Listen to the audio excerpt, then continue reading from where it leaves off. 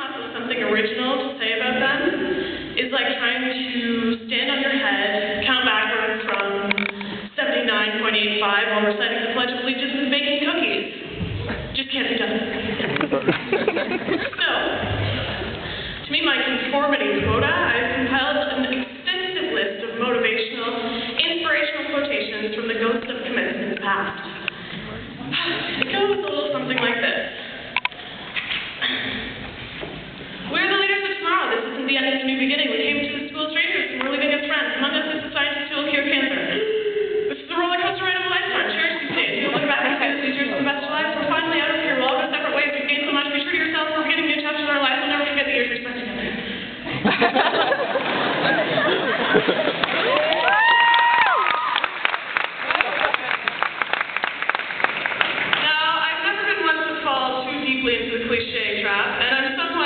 To avoid its clutches today. Instead, I decided to try something that few valedictorians attempt, and that's honesty. That being said, I have a small confession to make. The only reason I decided to run for valedictorian in the first place was because I felt we didn't always have the chance to speak our minds. Somewhere in my pompous head, I got the idea that people actually wanted to hear me rant about my problems at their graduation and witness the cheesy torment shooting off and poetically pathetic tangents.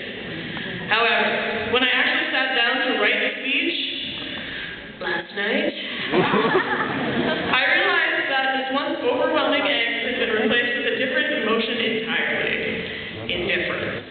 The only reason that English essay, that 2-week relationship, or that Senate meeting would even be a speck on the grand skew of life would be if I was a regular on Laguna Beach and I was being paid big cash money to complain about it.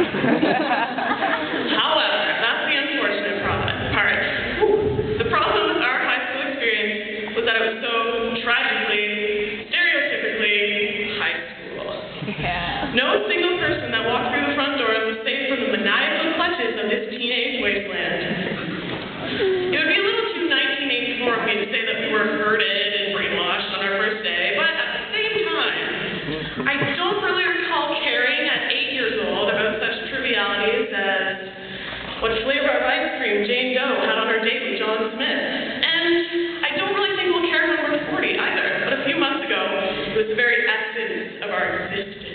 And you know exactly what I'm talking about. Now, I know this next segment may seem outwardly negative, and I'm definitely not looking to offend. I've prepared a musical interlude to help us both fondly remember our former trials and tribulations and laugh at how mad we truly were. You didn't put my butt on this stage so I could preach at you, so instead I decided to screech at you.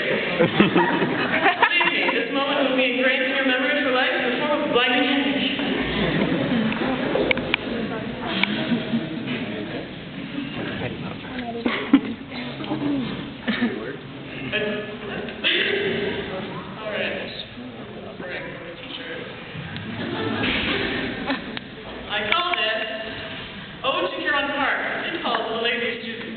Sing it if you know it.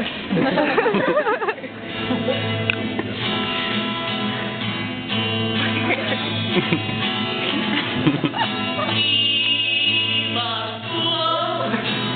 Just kidding. We actually didn't like it at all.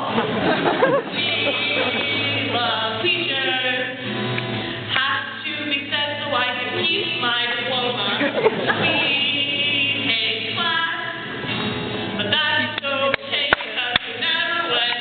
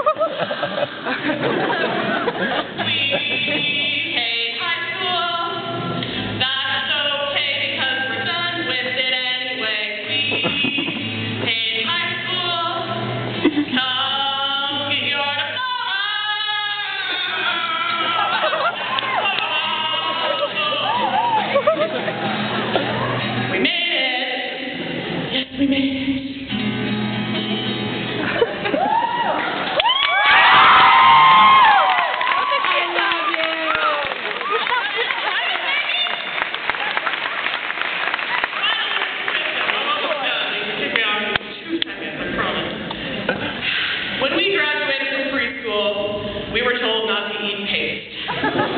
When we